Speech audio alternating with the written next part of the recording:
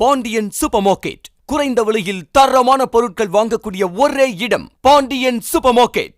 அனைத்து விதமான A to Z பொருட்கள் வாங்கக்கூடிய supermarket Pandian supermarket. மளிகை பொருட்கள், குழந்தைகளுக்கு தேவையான விளையாட்டு பொருட்கள், ஸ்கூல் பேக், ஸ்டீல் பாத்திரங்கள், வீட்டை சுத்தம் செய்யக்கூடிய பொருட்கள், அழகு சாதன பொருட்கள், காலணிகள் மற்றும் வீட்டுக்கு தேவையான அனைத்து உபயோக பொருட்களும் கிடைக்கக்கூடிய ஒரே இடம் Pandian supermarket, Avadi road, Sevvapettai.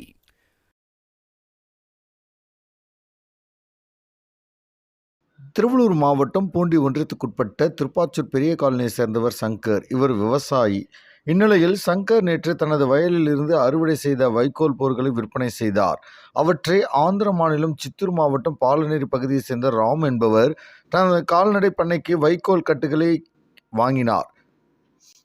178 வைக்கோல் கட்டுகளை வாங்கினார். மொத்தம் 178 வைக்கோல் கட்டுகளில் லாரியில் ஏற்றிக்கொண்டு திருப்பாச்சூரிலிருந்து ஆந்திர மாநிலம் புறப்பட்டது.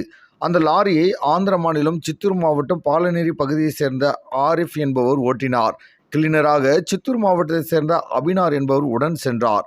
அவர்கள் திருவள்ளூர் அடுத்த திருப்பாச்சூர் பெரிய காலனி அருகே வந்து கொண்டிருந்த போது சாலையின் குறுக்கே தாழ்வாக சென்ற மின் கம்பியின் மீது வைக்கோல் போர் உராசியது. இதனால் வைக்கோல் போர் தீப்பற்றி எரிந்தது. இதை அறியாமல் வாகன ஓட்டுநர் வண்டியை ஓட்டிக் கொண்டு வந்தார். லாரியின் மேலிருந்த வைக்கோல் எரிவதை கண்ட அந்த வழியாக வந்த வாகன ஓட்டிகள் ஓட்டுநரிடம் இது பற்றி கூறினார்கள். உடனடியாக அவர் லாரியை நிறுத்திவிட்டு வைக்கோல் போர்கள் எரிவதைக் கண்டு அதிர்ச்சி அடைந்தார்.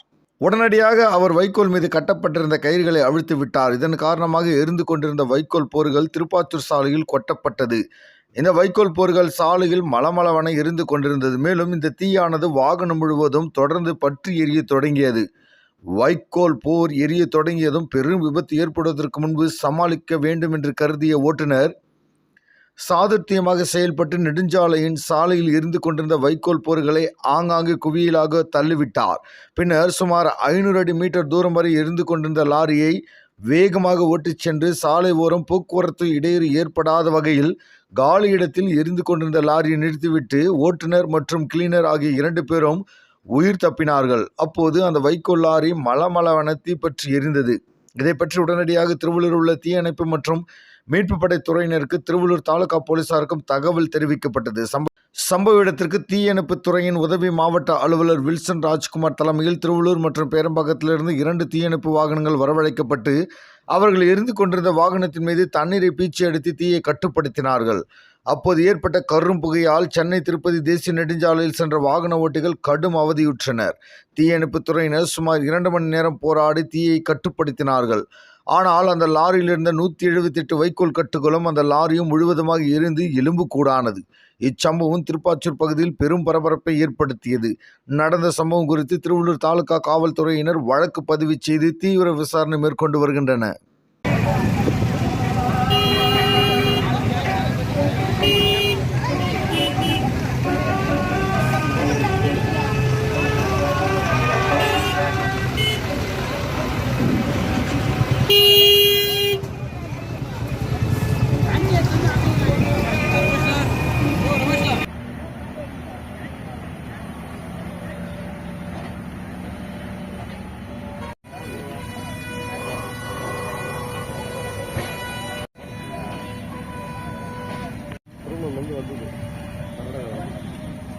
எப்படி போகணும்?